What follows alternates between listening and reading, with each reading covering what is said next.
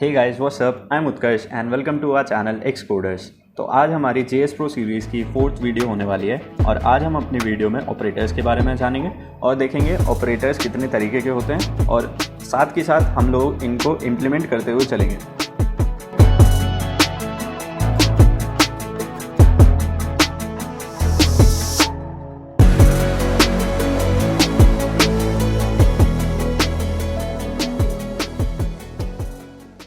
तो अब सबसे पहले देखते हैं ऑपरेटर्स के बारे में। तो ऑपरेटर्स बेसिकली क्या होते हैं? ऑपरेटर्स हमारे कुछ ऑपरेशन परफॉर्म करने में मदद करते हैं। ठीक है, यहाँ पे एक एग्जांपल लेके चलें अगर हम, ये जैसे कि मैंने लिखा हुआ है sum equal to a plus B. ठीक है, तो अब यहाँ पे जो सम a और b जो लिखे हुए हैं, जिनके ऊपर मतलब ऑपरेशन हो रहे हैं और जो ऑपरेशन में मदद कर रहे हैं, तो उनको हम ऑपरेंड कहते हैं। और ये जो बीच में सिंबल्स है ना, जैसे कि इक्वल, प्लस, इनको हम लोग ऑपरेटर्स का नाम दे देते हैं।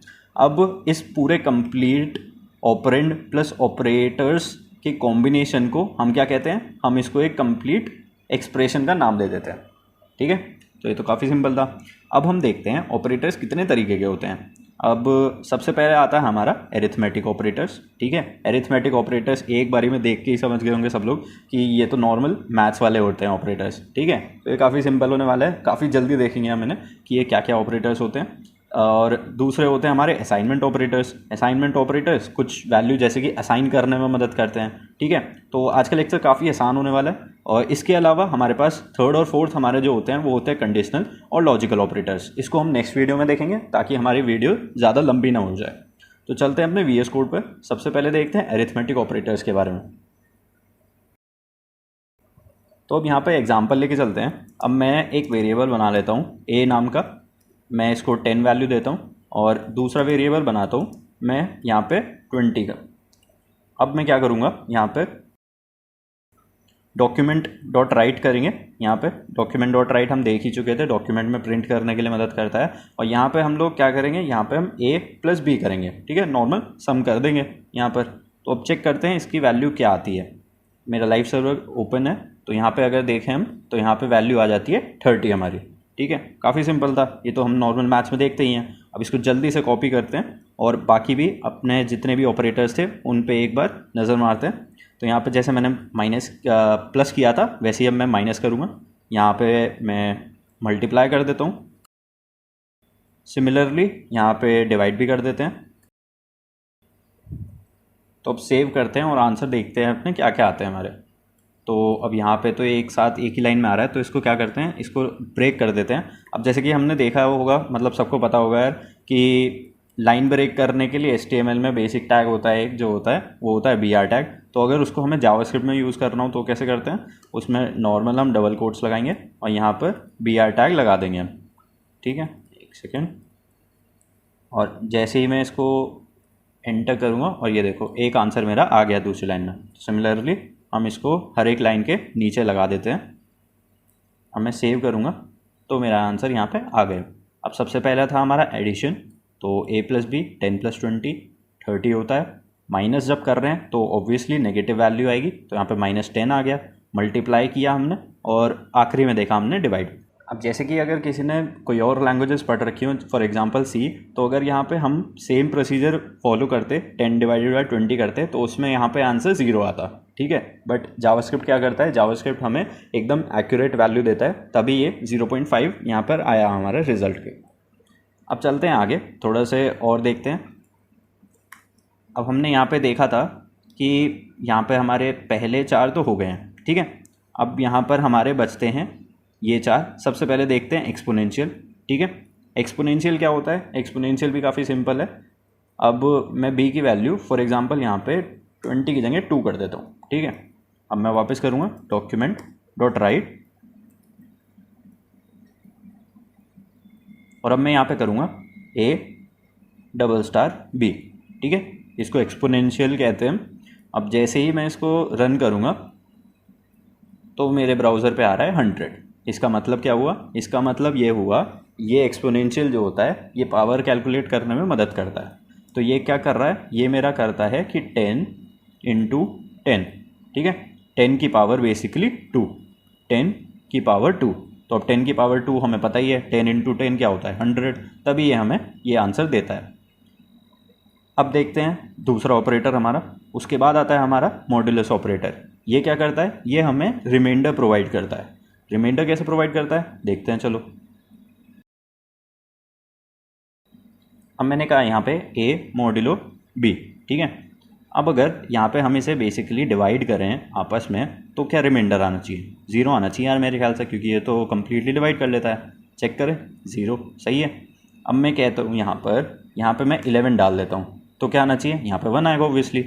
अब यहाँ पे 1 आ गया, तो ये सिंपल क्या करता है, सिंपल हमें रिमाइंडर प्रोवाइड कर देता है जो डिवाइड करने के बाद आता है हमारा, सही है। चलो ठीक है, और कौन से बचते हैं, अब हमारे बचते हैं इंक्रीमेंट और डिक्रीमेंट ऑपरेटर।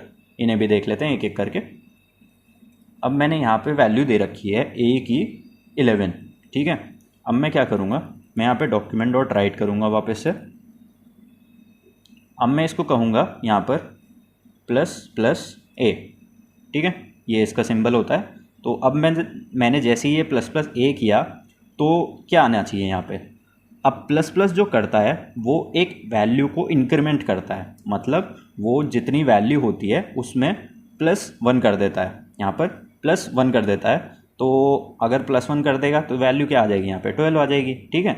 चेक करें एक बार, चलो करते हैं, यहाँ पे 12 वैल्यू आ गई, ठीक है। लेकिन इसी के दो तरीके होते हैं इंक्रीमेंट ऑपरेटर को यूज़ करने के। यहाँ पे मेरा प्लस प्लस a आया, वैसे ही मैं कहता हूँ यहाँ पर पीछे लगा देता हूँ, ठीक है। अब मैं इसको वापस सेव करता हूँ और रन करते हैं, यहाँ पर मेरा 11 ही रह गया। तो इसके पीछे का रीज़न क्या हुआ, इसके पीछे का रीज़न से पहले हम यहाँ पर एक और बार करके देखते हैं कि अगर इसको हम a की वैल्यू को प्रिंट करवाएं तो क्या आएगी, ठीक है। इसको हटा देते हैं और अब मैं सेव करता हूँ इसको। तो अब देखो यहाँ पर 11, ये यहाँ पर लाइन ब्रेक नहीं हुई है, ये 11 पिछले वाले का है आंसर और अब जो आ रहा है वो 12 आ रहा है। तो ऐसा अब हुआ क्यों, ऐसा इसलिए होता है, सिंपल सी बात है। अब हमने 2 मिनट पहले देखा था यहाँ पर कि हम ऐसे कर रहे थे प्लस प्लस a, ठीक है। तो अब देखो जब ये जावास्क्रिप्ट एग्जीक्यूट करता है इस एक्सप्रेशन को, तो वो क्या करता है, यहाँ पर उसके पास a की वैल्यू क्या है 11 है, ठीक है। अब वो जैसे ही डॉक्यूमेंट डॉट राइट करेगा, अब वो देखेगा प्लस प्लस a है ना, तो ये प्लस प्लस का सिंबल पहले दिख रहा है उसे, तो ये समझेगा कि इसे प्लस करना है यार भाई, ठीक है। तो अब ये 11 की वैल्यू को प्लस कर देगा, सही है। इसलिए ये हमें 12 वैल्यू देता है, ये यहाँ पे 12 देता है हमें। लेकिन अगर हम दूसरे वाले केस की बात करें, जब हम पीछे लगा लेते हैं तो क्या करता है, ये डॉक्यूमेंट डॉट राइट तो देखता है, ठीक है, उसके बाद a की वैल्यू देख लेता है, तो ये समझ जाता है a की वैल्यू को प्रिंट करवाना है यहाँ पे। तो ये मतलब a की वैल्यू क्या हुई यहाँ पे 11 हुई, उसके बाद ये प्लस प्लस पे इसकी नज़र जाती है, फिर ये समझता है अच्छा इसको प्लस भी करना था, तो तब जाके ये 11 की वैल्यू को प्लस करके 12 बना देता है। इसीलिए जब इस लाइन में करोगे तुम a की वैल्यू, इस लाइन में इसका आंसर निकालेंगे तो हमेशा 11 आएगा, लेकिन हमेशा जब अगली वैल्यू बेसिकली ऐसे करेंगे, यहाँ पे a की वैल्यू यहाँ पे प्रिंट करवाना चाहें तो ये हमेशा 12 देगा हमें, ठीक है। अब इसके अलावा कौन सा था, इसके अलावा हमारे पास डिक्रीमेंट ऑपरेटर है। डिक्रीमेंट ऑपरेटर नाम से समझ में आ रहा है, ये हमारा माइनस कर देगा -1, ठीक है। ये भी सिमिलर काम करेगा यार। ये कैसे काम करेगा, यहाँ पे 11 था तो यहाँ पे क्या आना चाहिए आंसर, ये बाद में हो रहा है ना, तो क्या आना चाहिए, यहाँ पे आना चाहिए हमारा 11। और अगर इसको करेंगे पहले करेंगे तो क्या आएगा, ऑब्वियसली यहाँ पे पहले कर देगा, ये 10 आ जाएगा, ठीक है। चलो देखते हैं, इसको कमेंट आउट करते हैं पहले यहाँ पे, ठीक है। अब इसका आंसर देखते हैं। अब इसका आंसर यहाँ पे 11 आ रहा है जैसा हमने देखा, ठीक है। अब इसको कमेंट आउट करके इसका आंसर चेक करें तो क्या आएगा, इसका आंसर 10 आएगा, देख लिया हमने। अब यहाँ पे आंसर 10 आ गया, ठीक है। तो यही होते हैं हमारे एरिथमेटिक ऑपरेटर्स, ठीक है। ये हमने कुछ बेसिक ऑपरेटर्स देख लिए एरिथमेटिक, जो मैथ्स के प्रॉब्लम्स को सॉल्व करने में मदद करते हैं। अब हमारा जो नेक्स्ट आते हैं ऑपरेटर, वो आते हैं असाइनमेंट ऑपरेटर। असाइनमेंट ऑपरेटर हमारी वैल्यू को असाइन करने में मदद करते हैं। चलो अब इनको भी देख लेते हैं जल्दी से एक एक करके। सबसे पहले आता है हमारा इक्वल ऑपरेटर। तो अब जैसे कि हमने देखा ही, ठीक है, इक्वल ऑपरेटर को क्या होता है, इक्वल ऑपरेटर असाइन करने में मदद करता है। मतलब कि जैसे यहाँ पे मेरा a = 11 लिखा है, तो अब इसका मतलब क्या कहना चाह रहा हूँ, मैं कहना चाह रहा हूँ कि a में क्या डाल दो, a की वैल्यू जो होगी उसमें 11 डाल दो। सिमिलरली b में क्या कर दो, b में तुम 2 की वैल्यू डाल दो, ठीक है। तो इसको हम असाइन कर रहे हैं। अब नेक्स्ट जो आएंगे हमारे, ये जो जितने भी ऑपरेटर्स होते हैं, ये एक तरीके से शॉर्ट हैंड ऑपरेटर्स का नाम होता है इनका। अब मेरी ए और बी की वैल्यू सेम ही लेके चल रहा हूँ मैं यहाँ पे। अब मैं डॉक्यूमेंट डॉट राइट करता हूँ। अब मैं यहाँ पे क्या करता हूँ, यहाँ पे मैं लिखता हूँ ए प्लस इक्वल टू 1 लिखते हैं यहाँ पे, ठीक है। इसका मतलब क्या हुआ, इसका मतलब बेसिकली ये होता है कि ए इक्वल टू ए प्लस 1, ठीक है। ये एक तरीके से शॉर्ट हैंड ऑपरेटर्स का नाम होता है इनका। ये इसलिए लिखे जाते हैं ताकि एक तरीके से ये मान लो शॉर्टकट को यूज़ कर सकें, है ना, ज़्यादा लंबा कोड ना लिखना पड़े। तो इसका एक शॉर्ट हैंड का क्या हो गया हमारा, शॉर्ट हैंड में इसको बोल देते हैं ए प्लस इक्वल टू 1, ठीक है। इसका आंसर क्या आना चाहिए, इसका आंसर सिंपल सा है, 11 है यहाँ पे, तो क्या करेगा 11 इक्वल टू 11 प्लस 1, मतलब ये ए की वैल्यू जो होगी उसमें +1 करके इसको लिख देगा, ठीक है। इसको सेव करते हैं और यहाँ पे हमारा 12 आ गया, ठीक है। 11 + 1 जो कि हुआ 12। अब वापस अगर करके देखना हो यहाँ पे कि ए की वैल्यू क्या हो गई है, क्योंकि ये असाइन कर दी थी तो इसकी वैल्यू जो है वो 12 ही हो जानी चाहिए। अब ये देखो यहाँ पे ये पहले का 12 है और ये अब का 12 है, ठीक है। तो ये सिंपल सा था। अब सेम जो भी हमारा प्रोसीजर होगा वो बाकी के लिए भी हो जाएगा। अब जैसे माइनस करेंगे तो यहाँ पे मतलब होगा इसका कि a equal to a minus 1, simple है, ठीक है। इसको हम यहाँ पे a माइनस इक्वल टू 1 लिखते हैं तो क्या आएगा आंसर, यहाँ पे 10 आ जाएगा। ये देखो स्टार्टिंग में 10, फिर ये 10 आ गया, ठीक। अब बाकी और कौन से थे हमारे, सब सेम ही है। ये यहाँ पे हमारा मल्टीप्लाई करेंगे, डिवाइड करेंगे और मॉड्यूलो कर देंगे। यहाँ पे मल्टीप्लाई देख लेते हैं। मल्टीप्लाई मैं 2 से करके देखता हूँ, ठीक है। यहाँ पे एक ब्रेक टैग लगा ही लेते हैं यार,